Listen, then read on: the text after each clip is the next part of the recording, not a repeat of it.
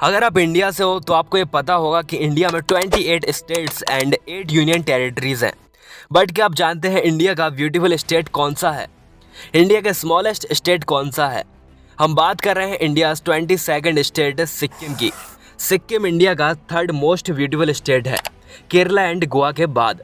और सिक्किम इंडिया का 27th smallest state भी है। लेकिन 1975 से पहले सिक्किम एक अलग राज्य था, उसकी अलग नीति थी और एक अलग राज्य व्यवस्था थी। तो आखिर कैसे ये स्टेट इंडिया को मिली और इंडिया को इससे क्या प्रॉफिट है, एंड ऐसा क्या है इस स्टेट में जो ये इंडियन टूरिस्ट को अपनी ओर इतना ज़्यादा अट्रैक्ट करता है? 2021 में 5 लाख से भी ज़्यादा टूरिस्ट सिक्किम में घूमने के लिए गए हुए थे।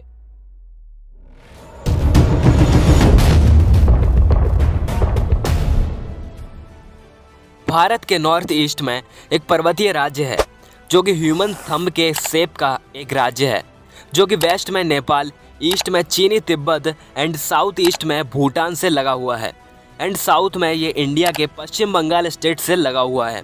सिक्किम नामग्याल राजतंत्र द्वारा शासित एक इंडिपेंडेंट स्टेट था, जहाँ अंग्रेजी, गोरखा, लेप्चा, भूटिया, लिम्बू एंड हिंदी जैसी लैंग्वेज बोली जाती थी। सिक्किम में हिंदू, बज्रयान एंड बौद्ध धर्म सिक्किम के प्रमुख धर्म थे। सिक्किम 1642 में वजूद में आया था, जब फुनसोंग नामग्याल को सिक्किम का पहला राजा बनाया गया था। नामग्याल को राजा 3 बौद्ध भिक्षुओं द्वारा बनाया गया था। असल में बौद्ध धर्म के लोग उस टाइम बौद्ध धर्म को जगह जगह फैला रहे थे। तो एक बार कुछ बौद्ध भिक्षु सिक्किम राज्य में पहुंच गए थे और तब उन्होंने वहाँ के लोगों को एक राजा दिया और इस तरह सिक्किम में राजतंत्र की शुरुआत हुई। इसके बाद नामग्याल राजवंश ने 333 ईयर्स तक सिक्किम पर राज किया और सिक्किम के आखिरी राजा चोग्याल थे और उनकी वाइफ का नाम होप कुक था, जो कि अमेरिका से थी। चोग्याल के राज में सिक्किम की जनता कुछ खुश नहीं थी। वहाँ के लोगों का कहना था कि राज्य में न्याय नहीं मिल रहा है लोगों को और राज्य में कोई डेवलपमेंट एजेंडा नहीं है। इस तरह तो राज्य विकास ही नहीं कर पाएगा। सिक्किम में हालात बिगड़ते जा रहे थे। 1947 में एक लोकप्रिय मत द्वारा सिक्किम को भारत में मिलाने की बात चली थी, लेकिन वहाँ के राजा चोग्याल को ये एक्सेप्ट नहीं था। चोग्याल चाहते थे कि सिक्किम को भी भूटान की तरह एक अलग इंडिपेंडेंट राज्य समझा जाए।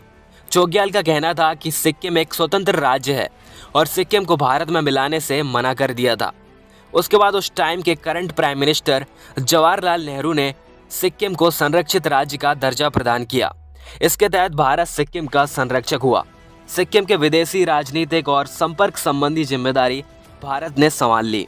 सन 1955 में एक राज्य परिषद स्थापित की गई, जिसके अधीन चोग्याल को एक संवैधानिक सरकार बनाने की अनुमति दी गई।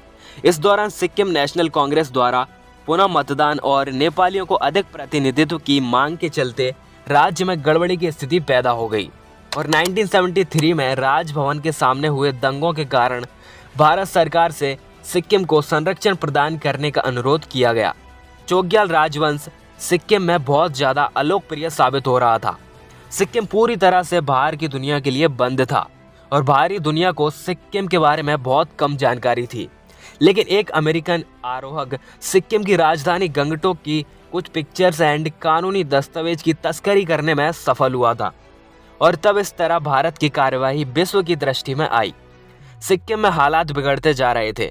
चोग्याल को जनता एक्सेप्ट नहीं कर रही थी।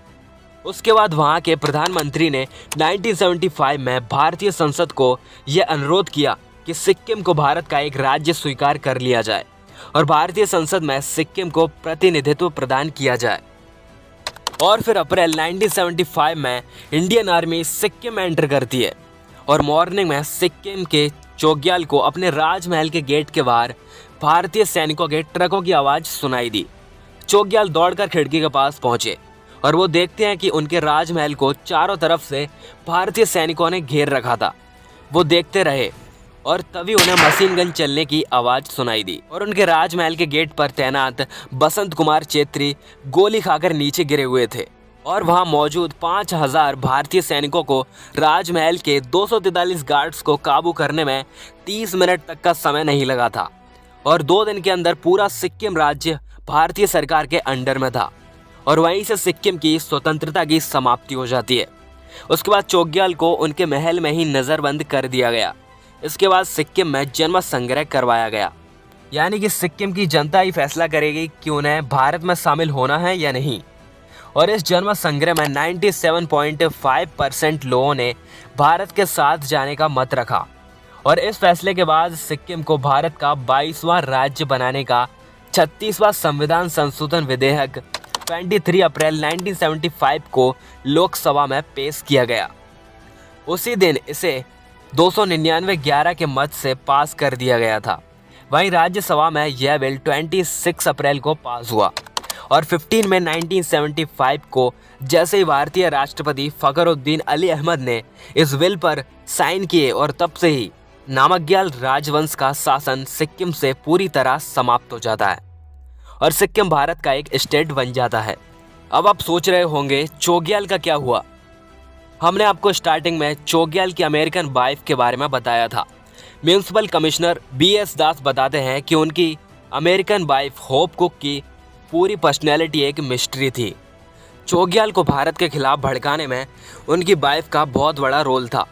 उन्होंने स्कूल की बुक्स चेंज करवाई एंड वीकली वहाँ के युवा अफसरों के साथ मीटिंग करती थी। जब वह चोग्याल की रानी बनकर किसी दौरे फंक्शन या मीटिंग में होती थी तब तो वह सिक्किम के कपड़े पहनकर बड़ी विनम्रता से बातें किया करती थी। वहीं दूसरी तरफ जब वह नाराज हो जाती तो आपे से बाहर हो जाती थी। ऐसा हम नहीं कह रहे हैं, ये सब BS दास बताते हैं। चोग्याल की जरूरत से ज़्यादा शराब पीने की आदत से होप कुक बहुत परेशान थी और उन दोनों का बहुत झगड़ा हुआ करता था। एक बार चोग्याल ने गुस्से में होप कुक का रिकॉर्ड प्लेयर राजमहल की खिड़की से बाहर फेंक दिया था। इस सब से परेशान होकर होप कुक ने सिक्किम छोड़कर अमेरिका वापस जाने का फैसला कर लिया था और चोग्याल ने उनको रोकते हुए कहा कि इस मुश्किल समय में उन्हें छोड़कर ना जाएं, लेकिन उन्होंने उनकी बात मानने से इनकार कर दिया था।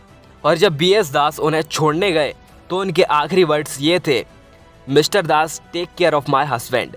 दास कहते हैं उनके जाने तक उन्हें पता चल गया था कि होप कुक ने शाही महल की कीमती कलाकृतियाँ और पेंटिंग्स चोरी छिपे अमेरिका पहुँचा दी। होप कुक 2 बच्चों के साथ चोग्याल को छोड़कर चली गई और एक दिन एक एक्सीडेंट में उनके बेटे और वारिस की मौत हो जाती है और ये सब उनसे बर्दाश्त नहीं हुआ और 1982 में कैंसर की वजह से उनकी डेथ हो जाती है। मिस्टर दास बताते हैं कि चोग्याल ने कभी भी सिक्किम को अलग राज्य नहीं माना था। अगर भारत को सिक्किम से प्रॉफिट की बात करें तो इंडिया का 88% कार्डमम अकेला सिक्किम प्रोड्यूस करता है।